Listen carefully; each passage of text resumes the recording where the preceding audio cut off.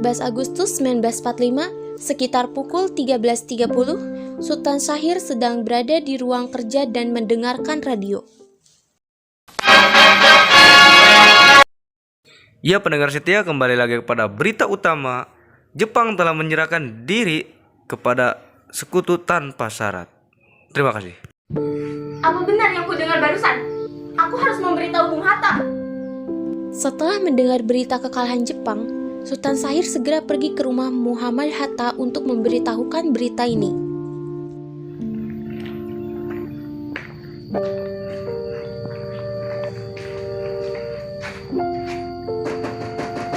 Assalamualaikum. Assalamualaikum. Waalaikumsalam, Raden. Silakan duduk. Maaf, di kantor saya begitu sederhana. Tidak apa, terima kasih. Bagaimana soal kemerdekaan kita? Bukankah soal kemerdekaan sudah diserahkan kepada PPKI? Tetapi Bung, menurut saya kemerdekaan harus segera dilaksanakan tanpa melalui PPKI. Jadi gini Bung, PPKI adalah buatan Jepang. Jadi kalau kita merdeka dengan adanya bantuan PPKI, sekutu akan menganggap bahwa Indonesia adalah buatan Jepang. Apa maksud Bung berkata seperti itu? Jadi begini Bung, saya mendengar barusan dari radio bahwa Jepang telah menyerah pada sekutu. Itu artinya kita harus segera memproklamasikan kemerdekaan. Maksudnya? Jadi begini Bung, saya mendengar dari radio bahwa Jepang telah menyerah pada sekutu. Itu artinya kita harus segera memproklamasikan kemerdekaan. Saya setuju, tapi apakah Bung Karno sependapat dengan kita? Bagaimana kalau kita telepon terlebih dahulu Bung Karno? Ide bagus itu Bung. Assalamualaikum. Waalaikumsalam. Ada apa Bung Hatta? Apakah saya dan Syahrir boleh datang ke rumah Bung Karno guna membahas kemerdekaan kita?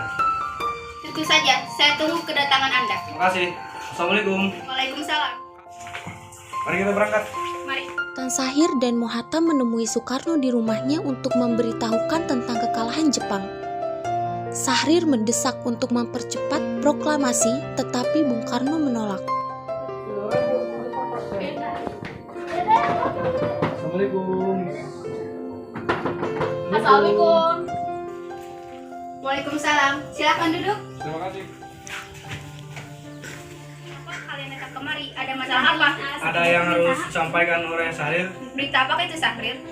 Jadi begini Bung, saya mendengar dari radio bahwa Jepang telah menyerah pada sekutu. Bagaimana jika kesempatan ini kita gunakan untuk memproklamasikan kemerdekaan agar Indonesia memiliki kepemimpinan baru? Saya tidak dapat bertindak sendiri. Semua itu hak PPKI. Alangkah janggalnya jika kita mengucapkan kemerdekaan tanpa melalui PPKI yang saya ketuai. Tapi Bung, Maafkan saya Syahrir, tetapi kita memang tidak boleh gegabah. baiklah kalau begitu, mari kita permisi di hadapan. Mari. Mari. 15 Agustus 1945, di rumah Bung Karno berkumpullah golongan muda yang dipimpin oleh Wikana, Sukarni, Darwis, dan Khairul Soleh. Mereka mendesak Bung Karno untuk segera memproklamasikan kemerdekaan Indonesia. Ayo Bung, malam ini juga kibarkan revolusi. Kita harus segera merebut kekuasaan, Bung. Kami siap mempertaruhkan jiwa kami, Bung. Jika Bung Karno tidak bertindak cepat, maka akan ada pertumpahan darah esok hari. Potonglah saja leherku sekarang. Tak usah menunggu hari esok. Sudah. Jangan bertengkar, mari duduk. Karena kita tidak boleh gegabah. Lalu mengapa kau tidak melakukan sendiri? Saya hanya mengingatkan, Bung. Harus menunggu Jepang memerdekakan negara kita. Kekuatan kita tak sebanding dengan kekuatan Jepang dan sekutu. Kita tidak dapat bertahan jika kita merdeka tanpa bantuan mereka. Saya yakin kita bisa, Bung. Kita bisa. Benar, Bung. Mari kita segera laksanakan proklamasi. Benar, Bung. Cepatlah. Malam ini, Bung. Malam ini. Tenang. Jangan buat-buat aja nih. Sudah malam. Saya mengerti bagaimana perasaan saudara-saudara. Tetapi saya tidak dapat mengabulkan permintaan saudara-saudara karena saya takut akan kembali ada korban jiwa.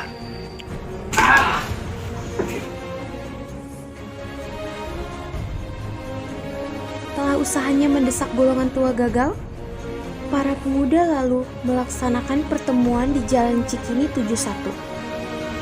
Mereka lalu sepakat untuk menculik Soekarno-Hatta dan membawa mereka ke Rengas Dengklok. Saudara, seperti yang Setelah kita ketahui Bung Karno menolak untuk segera melaksanakan proklamasi, lalu apa yang harus kita lakukan? Kita culik Bung Karno dan Bung Hatta untuk melakukan proklamasi. Culik. Ya, kita bawa keduanya ke suatu tempat. Itu benar, Jepang tidak akan mempengaruhi mereka. Lalu kemana kita membawanya? Rengas Dengklok. Dengklok itu luas, di mana kita akan menempatkannya? Saya akan menghubungi Subeno untuk hal ini. Assalamualaikum. Waalaikumsalam. Iya, ada apa, Darwis? Saya akan menculik Bung Karno dan Bung Hatta untuk melaksanakan proklamasi. Apa? Menculik mereka? Ya, kami sudah sepakat untuk membawa mereka ke Rengas Dengklok. Bisakah kau mencarikan tempat? Tentu, saya akan mengamankan Anda semua. Baiklah, terima kasih Subeno. Iya, sama-sama.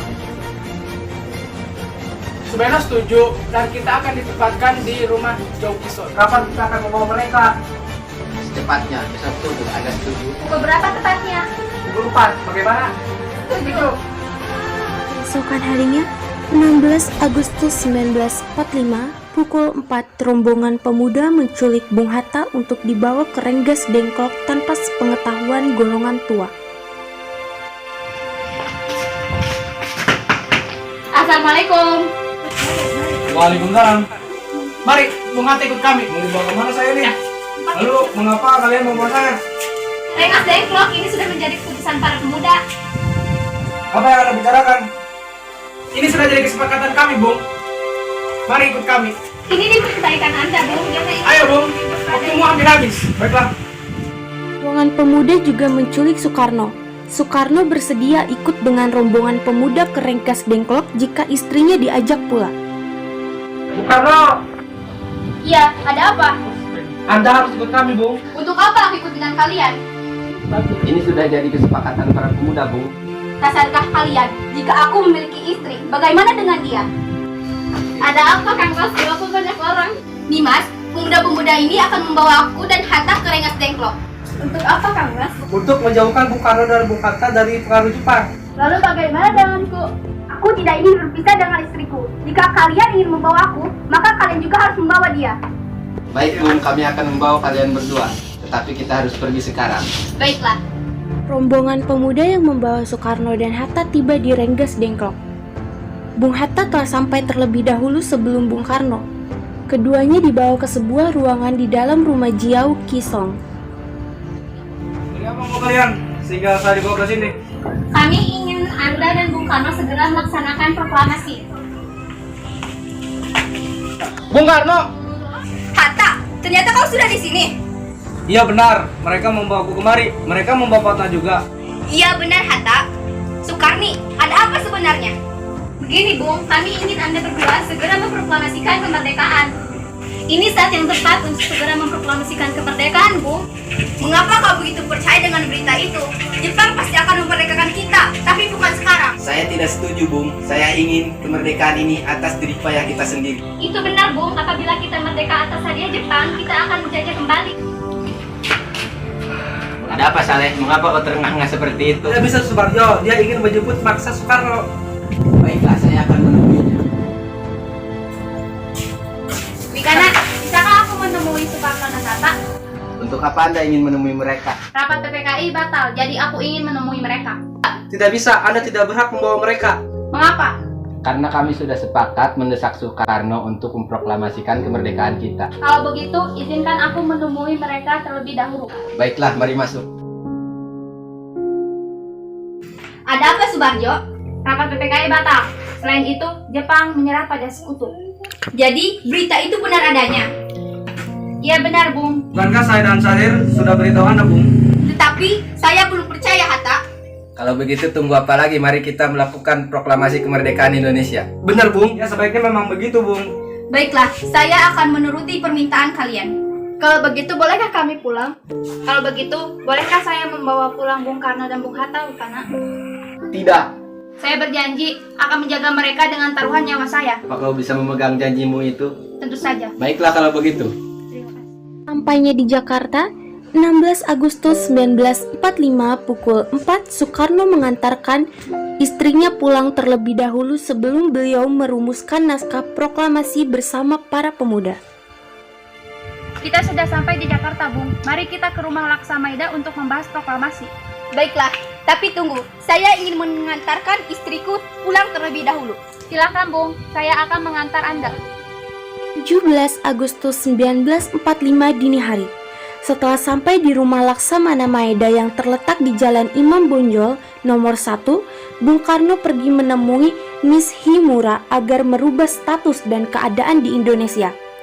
Namun, Miss Himura tidak mau, sehingga Bung Karno kembali ke rumah Laksamana Maeda. Di ruang makan dalam rumah Laksamana Maeda berkumpul Insinyur Soekarno, Dr. Andes Muhammad Hatta, Ahmad Subarjo, Soekarno dan Sayuti Malik dan DM Diah untuk merumuskan naskah proklamasi. Saudara-saudara, bagaimana bentuk proklamasi kita? Proklamasi. Kami bangsa Indonesia dengan ini menyatakan kemerdekaan Indonesia. Baik, sudah saya tulis. Yang selanjutnya, hal-hal yang mengenai pemindahan kekuasaan dan lain-lain diselenggarakan dengan cara seksama dan dalam tempo yang sesingkat-singkatnya. Jakarta, 17 Agustus 1945, Wakil Bangsa Indonesia. Ya, sudah selesai. Apakah kalian setuju? Ya, setuju. Lalu siapa yang akan menandatangani naskah ini? Bagaimana kalau yang menandatangani naskah ini semua yang hadir di sini? Saya rasa jangan. Menurut saya, Bung Karno dan Hatta saja yang menandatanganinya, tetapi atas nama bangsa Indonesia. Setuju. Sayuti, tolong kau ketikkan naskah ini. Siap, Bung. Kapan kita akan melaksanakan proklamasi? Menurut saya, bagaimana jika tanggal 17 Agustus? Sebagaimana Al-Quran diturunkan pada tanggal 17.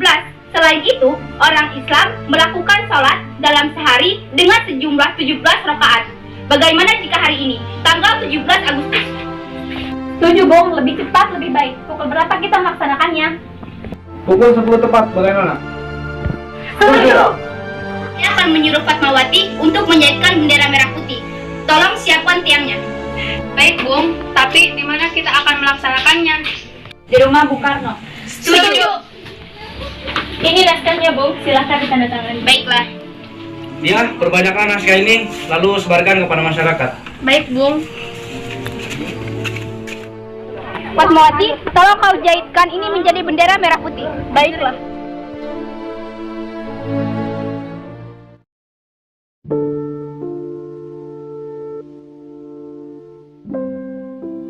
Jumat pagi pukul 10, semua orang telah berkumpul di halaman depan rumah Insinyur Soekarno di Jalan Pegangsaan Timur nomor 56 untuk mendengarkan pelaksanaan proklamasi. Bung Karno, Bung Hatta keluar ke serambi depan rumah diikuti Ibu Fatmawati. Bung Karno mendekati mikrofon sebelum membacakan proklamasi dan mengucapkan pidato pendahuluan.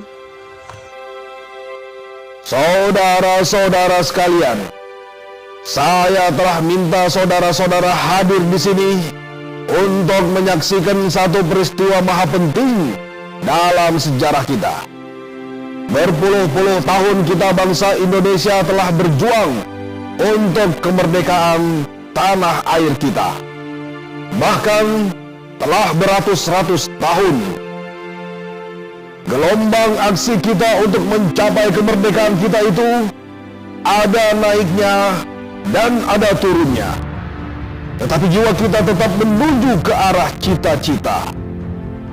Juga di dalam zaman Jepang, usaha kita untuk mencapai kemerdekaan nasional tidak berhenti-henti. Di dalam zaman Jepang ini, tampaknya saja kita menyandarkan diri kepada mereka. Tetapi pada hakikatnya, tetap kita menyusun tenaga kita sendiri. Tetap kita percaya kepada kekuatan sendiri. Sekarang, tibalah saatnya kita benar-benar mengambil nasib bangsa dan nasib tanah air di dalam tangan kita sendiri. Hanya bangsa yang berani mengambil nasib dalam tangan sendiri akan dapat berdiri dengan kuatnya. Maka kami tadi malam telah mengadakan musyawarah dengan pemuka-pemuka rakyat Indonesia dari seluruh Indonesia. Permusyawaratan itu seia sekata berpendapat bahwa sekaranglah datang saatnya untuk menyatakan kemerdekaan kita. Saudara-saudara, dengan ini kami nyatakan kebulatan tekad itu. Dengarlah proklamasi kami. Proklamasi. Kami, bangsa Indonesia, dengan ini menyatakan kemerdekaan Indonesia. Hal-hal yang mengenai pemindahan kekuasaan dan lain-lain diselenggarakan dengan cara saksama dan dalam tempo yang sesingkat-singkatnya. Jakarta, 17 Agustus 1945, atas nama bangsa Indonesia, Soekarno, Hatta.